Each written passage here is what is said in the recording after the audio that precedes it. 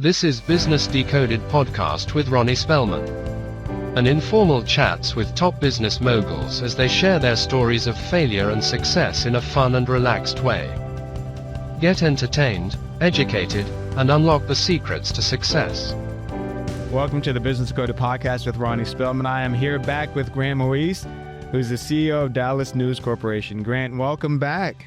Thanks. It's good to be here. I'm glad I could do it twice. Now, we had a wonderful discussion the last time. There's so much happening in your world. I know one of the items that you recently announced was an acquisition. I know you can't talk a whole lot about it, but there's a lot changing and evolving, and you're still growing, and it's just amazing to see kind of the next phase of the newspaper. Yeah. Tell us what's taking place. And as we look at 2026, and once we get kind of through that part of the conversation, there's a lot happening in your backyard with the World Cup coming to Dallas, just a lot of exciting things. I think I mentioned to you last program that I moved here in 2019. You have the Dallas Cowboys, you have the Texas Rangers, you have FC Dallas.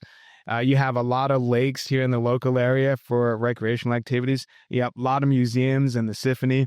Dallas is a very vibrant community, and your newspaper is a part of that vibrant community.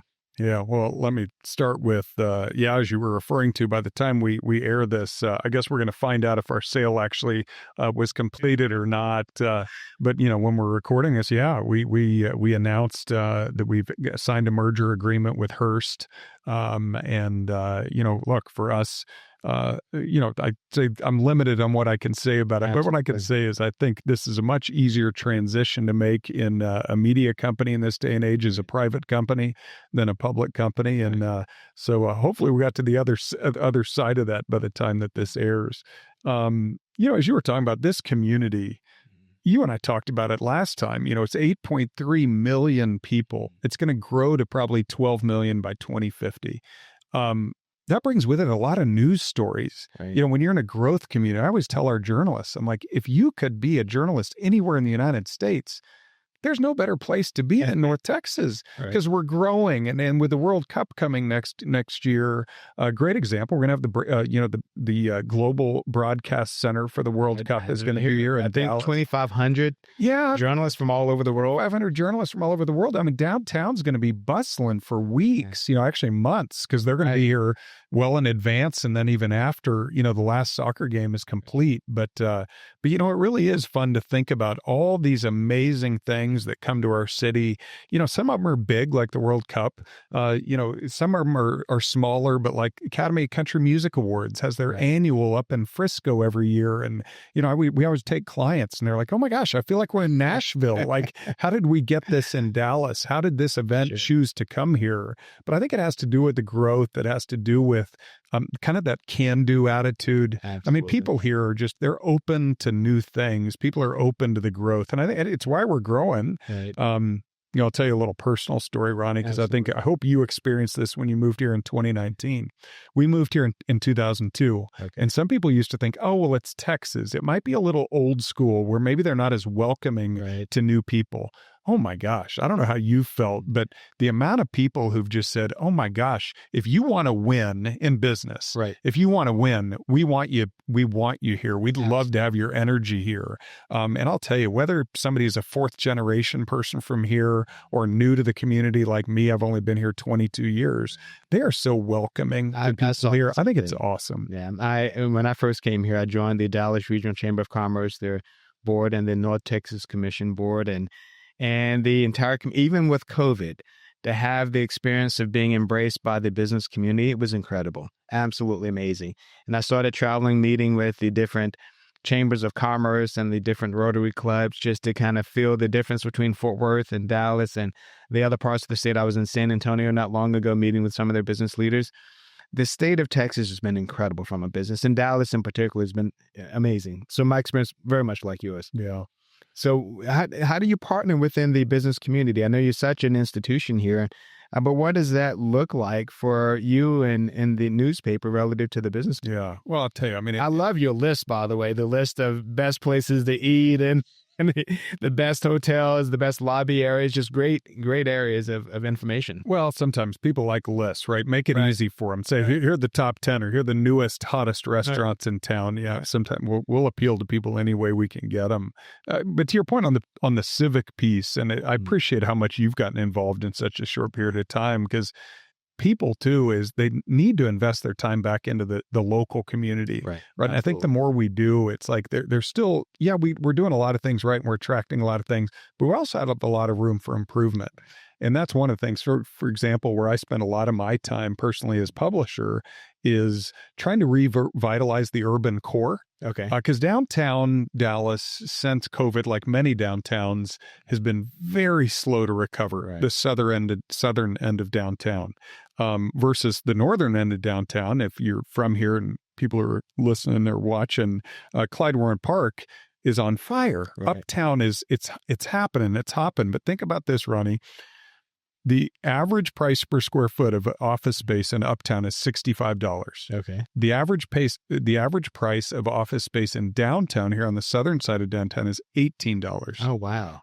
Huge. We've got a big, and this is it's about a half a mile apart, but there's part of it is we need the entire urban core to be strong. And so when I talk about where I spend my time, my president is board of the Downtown Dallas Inc. PID. I mean, we just try to reinvest back into how do we strengthen the city. Right. And I just think that's a really important part is I've always said, we don't want to just cover the community. This team needs to be rolling up its sleeves and working in partnership with others in the community to make it better. Because if we just wrote about it and judged it, but we don't actually participate in it, to me, it's not the kind of media company that we have. That was one of the first things I noticed here in the community, that there are a lot of organizations that do, in fact, partner. And they partner with, whether it's the Dallas Regional Chamber of Commerce working with the smaller chambers, the city chambers. I was amazed at how well they coordinate together to try to resolve some of these big challenges that you see. I've lived across the country, and I can't say that was the case in a lot of these other communities, but they figured out a way to try to work together here in Dallas. It has to be one of the most unique and proactive in the country. Like think about it from this perspective. So I sit on the board of the Dallas Citizens Council, which is business leaders who are trying to work kind of also with the public sector to talk about what do we need to change so that we continue to see the kind of economic growth and businesses relocating to Texas as we have. But even our executive director sits on the board of the chamber and vice versa. Right. Because they also said, look, we need to work together so that the chamber, who's really responsible for attracting those companies here and growing this wonderful economy and helping it be better, but also needs a citizens council of people who are working behind the scenes to talk about, what public policy needs to change so that this is more sustainable. And I just think people also, there's not a lot of ego in this city. Right. No one's kind of interested in who gets the credit, but they are much better, I think, in North Texas and Texas overall. Houston's also very good at this as well. But I think in Texas, people are just good about saying, well, we want to be better, so let's just work together. But it's rare. Yeah. Now, looking at 2026, again, the World Cup is coming. I think they're anticipating about $2 billion in impact to the local community. Incredible. I think we'll have non-games here as a part of the stretch of soccer from all over the world. I mean, so challenges in getting the infrastructure ready, getting people hired, making sure that, I was speaking with someone about this the other day, making sure that the restaurants can cater to the nuances of those countries and their guests coming in, and that we have translation services. It's a big event, but you have that taking place in 2026. But from a grant perspective, do you have any resolutions that you're looking at for the next year? I know you have 3 kids, and my daughter's now in college, which was a huge milestone. But it's an exciting time as we look at 2026. Yeah. At 2026, from a resolution standpoint, I always think of a word. In 2025, my word was patience. Okay. And so it's not a resolution, but it's just a word to kind of park in my head to say, what is it that I feel like maybe I'm trying to learn this year, or maybe, I'm trying to be taught. Others may be teaching me to be more patient. But I think there's, to me, 2026 is just embracing new beginnings. Right. it's just saying, okay, I mean, for us as a company, as we were talking about, I think we've got a really nice new beginning here. Nice. But it's also, I think, fun for me. I'm 50 years old, and it's like, at 50, it's kind of a new beginning to me from an age standpoint, I think. But I think there's a lot of people, Ronnie, who are kind of like, oh, well, maybe 50s aren't as good as your 40s, or your 60s aren't as good as your 50s. But to me, I'm just a big believer in kind of embracing new beginnings and saying, okay, what is the art of the possible that could happen over the next year? And I think there's so many great things happening here in this local community that I think it's going to be fun to see what does 2026 have in store, other than a lot of soccer. Right. A lot of soccer. Now, did you grow up playing any sports? You know what? I grew up playing basketball. Okay. I mean, basketball was kind of my thing growing up. But I played soccer until my feet became so big that they didn't make cleats anymore. And so I think my parents said, I think you need to just go play basketball now. That's too funny. So you grew up in New Mexico. How did you end up going to the University of Kansas? Journalism. Okay. Boy, journalism. The William Allen White School of Journalism at KU is one of the best in the country. It's been top 10, top 20 for decades. Nice. And so I went to Kansas, but it was funny. I was able to match my passion for basketball and my passion for journalism. But yeah, I actually ended up working for the basketball program while I was there. So I was all in. I worked for the school newspaper. I mean, I was just in everything that had to do with journalism, but also I couldn't give up my passion for basketball. So I would go volunteer. Roy Williams was the coach at KU at the time, and Coach Williams would let me kind of go help run summer camps and things like that. Jayhawks, right? It was a lot of fun. Jayhawks, yeah, Rock Chalk Jayhawks. So, memorable seasons. Does anything stand out from your time in Kansas with the basketball team? Well, I tried to walk on to the basketball team, and I learned the hard way of what it was to be. I was a good basketball player I was a big fish in a small pond of New Mexico growing up. So I thought, oh, maybe this translates to Kansas. No, it did not. I played with the team and kind of for a lot of times in pickup games over the summer. And again, it taught me that my future was not going to be in basketball. Right. But I love it. I still love the sport. And did you travel with the team then as a part of your journalism back then? I had a chance to travel with our football team when I was in college. Coach Beamer was the football coach back then, and it was an enjoyable experience just being around the team and the passion of college sports, and it's just a different rhythm. Yeah, it was fun. So we had the Addies and the Newsies. You were either on the advertising side of the cans in the school paper, or you were on the news side. And the Newsies got to go travel with the teams, right? That was the fun part. But we were back there selling ads to try to pay for the next edition. It should probably be worth noting that I don't think I've mentioned this too much, but in college I helped to create a new newspaper on campus. And it was just an interesting experience to create the newspaper and be a part of that process. Now, I didn't work at the newspaper, but I helped to fund it back in school. Oh, how fun. It's just to have those memories of being involved in that school culture, college culture is just exciting. Yeah.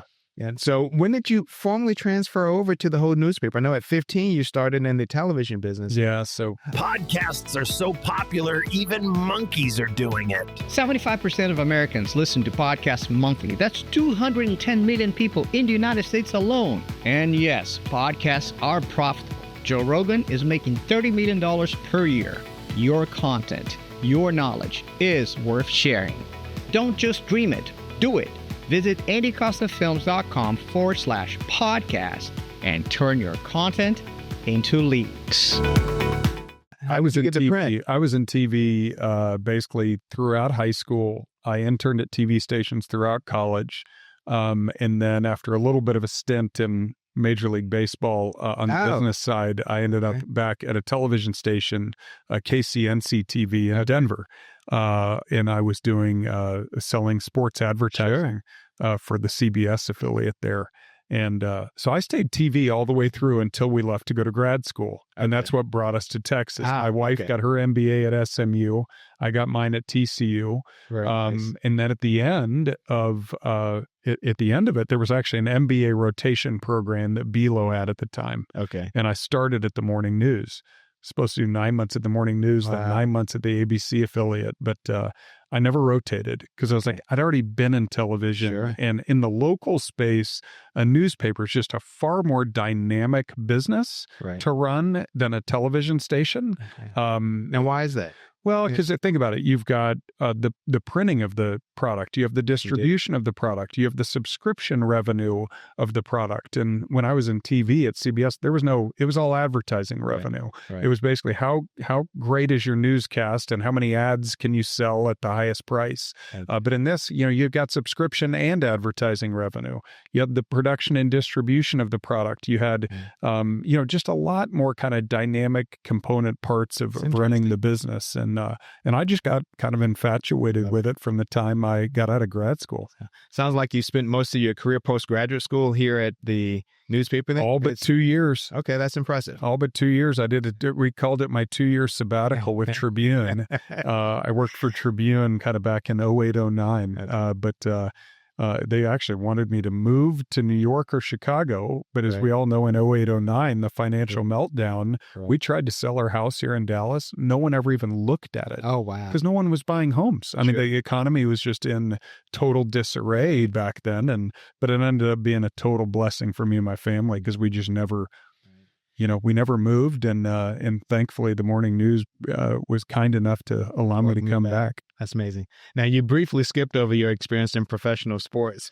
you mentioned it. So what? Well, right out of undergrad, the Colorado Rockies were were hosting the All-Star game at Coors Field in 1997.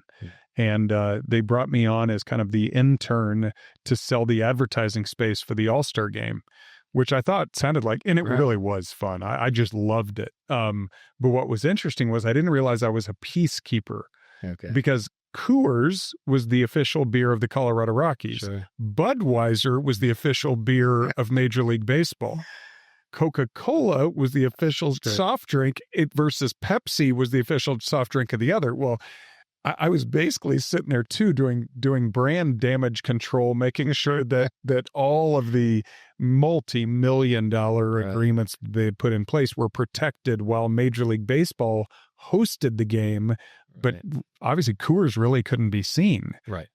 Budweiser wanted to be seen because it was an MLB event. But it was an interesting part in sports. My dad was a sports agent for a portion of his career. So I did have early parts of my career to say, do I want to be in journalism or do I want to be in sports? But I kind of get to do both now. That is really neat. So I know we're kind of nearing the second half of our program, but so your father was a sports agent. How did that occur back in so my dad was really an attorney back in Albuquerque. But what was interesting is there weren't sports agents back in the 80s. Right. Not really. There was a little bit. Yeah. But if you think back, like the IndyCar racing, there was the Unser family. Yes. Al Unser Sr., Bobby Unser. And so they would ask my dad to come do contracts for them for the IndyCar team. Well, then also, too, there was one of my best friends from growing up, ended up becoming a professional golfer. His name's Nota Begay. And Nota became a professional golfer. Well, he asked my dad, hey, will you come kind of take care of me and help watch over my, my sponsorships and things. So my dad kind of de facto became a sports agent for a while. And I enjoyed riding along at times to IndyCar races and PGA Tour events. But now I get to do both. I mean, because the sports part of our business is a massive driver for us in the local media business. Well, tell me more about it. And then after we speak sports, I'd love to end with you just giving some of your ideas and advice to business leaders, because that's an interesting story about your father and how he kind of accidentally got into the business based upon his legal skills. Mm-hmm. But I'd love to give you your message to business leaders, growing businesses, being a good steward of the community. But your sports business in Texas, sports are big. I heard about Friday Night Lights, but then I came here and I went to the Allen football stadium, the Allen High School football stadium. It's, forget the numbers on there, $20 million plus stadium. Impressive. It's bigger than a lot of small colleges. Yeah, it's like a college football stadium, right? They're playing high school. But yeah, I mean, to your point, Ronnie, I mean, high school sports here, not just football. I mean, the basketball. It's amazing. Softball is big. Volleyball is really big. Volleyball's huge. You know, what's interesting to me, too, is when I said kind of big fish in a small pond, I mean, this is the biggest pond for high school athletics. I mean, the amount of kids who've graduated from North Texas, Dallas high schools who now play in the NBA is almost getting to be too many to count. It's fun. Speaking of basketball, I mean, you lose Luka Doncic. Right. Well, here comes Cooper Flagg. I mean, so maybe you lost, maybe the greatest basketball player in a generation, but maybe we picked up the best basketball player in a generation. Then the Cowboys always make headlines, usually not for the best reasons on the field these days. But look, we all love the Cowboys. Absolutely. I mean, it's just, it is America's team. The NFL is so big. And then, what's also fun is what's happening in college sports right here, right now. That's true. I mean, think about SMU joining the ACC. Right. I mean, that's been wonderful. And their football program has been fantastic. TCU's, in the national championship. TCU, my alma mater, I mean, we played national championship just a few years ago.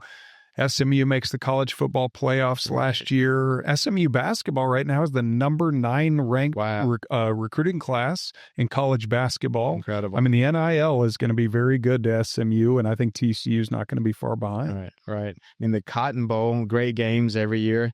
It's an amazing era. Now, of your news writers, how much is dedicated to sports? Is a bigger group of people dedicated to sports because it's such a massive? Sports is a big group. So I mean, this is roughly speaking, but out of about 160 journalists we have, Ronnie, I bet about 25% are connected to sports. That's fantastic. Yeah, big sports staff. I mean, part of it is just what does the audience want? Right. But yeah, especially high school. We cover high school sports probably almost more robustly than any newspaper in the country. And I will say this, having attended Virginia Tech, big football program, coming here, I've been to a lot of high school games throughout the country as well. Not only is it big, but you go to the game and you feel that same kind of energy. The way they run out onto the field and the cheering and the participants at the game, and it is absolutely an experience. Yeah, if for people who are watching and listening, if they've never come to a Texas Friday Night Lights football game, go to one of these. It's the first thing that people need to do when they come here, because it's what community feels like, and it's also why people love it, because you just see it's where everybody goes on Friday night. It doesn't matter if you're in a small rural town in Texas or if you're sitting here in Dallas. That's where people go who are involved with high schools on a Friday night. The stadiums are full. So, Grant, as we wrap up our program, if you were speaking back at TCU's next graduating MBA class, what would you give to those business leaders that want to become the next Grant? Now, you work and you run a publicly traded company. You spent the vast majority of your career at a single entity. And what would you tell them about how to build a successful career and make sure you're a steward of an organization that's 140 years? You have 140 years history riding on you. What do you give them from an advice perspective? It's a great question, Rodney. Yeah. I'd probably focus on 3 things, especially for this new generation. One, I'd tell them outwork everyone. Right. I feel like this generation has so much going for them because they care about causes so much. They're passionate.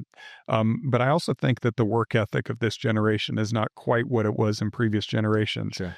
But if they'll go outwork everyone, if the office opens at 9 and it closes at 5, show up at 8:30 and leave at 5:30. Yeah. And it's not just time doesn't mean productivity, but outwork everyone. I think is everyone. I will take 100 employees with a great work ethic. Right. I mean, people want to work hard. You just want them to be a part of your company. The second one is I would encourage people, and I think people need to find great mentors. Okay. I've had so many amazing mentors in my career, and I just got to watch them. Sometimes they didn't have to tell me what to do. I could just watch them in meetings. How did they conduct themselves? I'd watch them in difficult interviews. I'd watch them in town hall meetings, handle really hard questions from employees, but with empathy and respect and with candor. That was a real gift for me. But I think the number one thing, whether it's someone who's graduating or someone who's running a business today, never forget that it's your people who are making it happen. Right. I was really taught by one of my best mentors that especially, it doesn't matter if you're the CEO or whether you are a frontline employee, you should never use the word I or me. Right. Because it takes a full company of people working together to make a company successful. And the we bigger than the me is a really, really important part. Right. And I think that people want to work with people who want to be part of a team, but people don't want to work for someone who think the whole thing just revolves around them. I have to ask you this and kind of the inside knowledge on the mentor piece, because I think that mentor piece is so absolutely critical. And sometimes I find CEOs that are so strong, which is great. They built a wonderful business, but they're not willing to go ask for that insight from a potential mentor. How do you manage that? How do you remain a leader, but yet lean on those mentors for that guidance and that insight, because they've been there before us? Yeah, no, I mean, it's such a good question. I think I've also sought to, just as equally to professional mentors, I've also found personal mentors who I think are great husbands, or someone who I'm like, oh my gosh, look at what a dad they are, even in the midst of running a company or even in the midst of running a government entity. And so, some of it is watching them. The one thing, Ronnie, though, that I've found is I'm like 8 for 8 of asking someone if they would mentor me. And every time they've said yes. Nice. But I also made a point to take them to coffee and make it, or at lunch. I said, I wanted to bring you here today because I really wanted to ask you something that's important to me. Right. And when they know that you're really serious and seeking someone to pour back into you with an open mind, all 8 of them have said yes. Nice. Some of those mentorships lasted 8 months. Right. I've got one that's going on 35 years. Wow. And I'm like, incredible. What a gift. What a total gift. And, as we all know too, we get to be kind of our age and maybe kind of towards the middle latter part of our career. It's an honor when somebody asks you if you would mentor them. I mean, I can think of 3 people right now that I'm mentoring, and it means as much to me to mentor them as it did to the 8 people who've mentored me. Amazing. And that was part of the inspiration for creating the podcast program, because I thought it's a way for us, for you and the other people that have participated in the podcast, to be a mentor to either you, not one-on-one, but through your word and your conversation and your comments like that. I think you're helping to influence people that are listening to the program. So I appreciate you taking time to share your insight and to give back to those people that are coming behind you. And some of the leaders, they're coming behind us maybe in their evolution as a leader. They're not necessarily younger than we are, but they're maybe younger in a different place in their career. But you give them that insight that they can use to continue building success. Well, I hope it's helpful. It's been helpful for me. Absolutely. Well, I appreciate you joining the Business Decoded podcast and giving us time. This is a delightful building. It's been so amazing to be in such a special place here in Dallas. Well, so glad you were here, and thanks for letting me be a part of it. Thank you. Thanks for joining us on the Business Decoded podcast with Ronnie Spellman. Thank you for listening to Business Decoded podcast with Ronnie Spellman. Please be sure to subscribe and share, and stay tuned for more incredible Business Decoded episodes.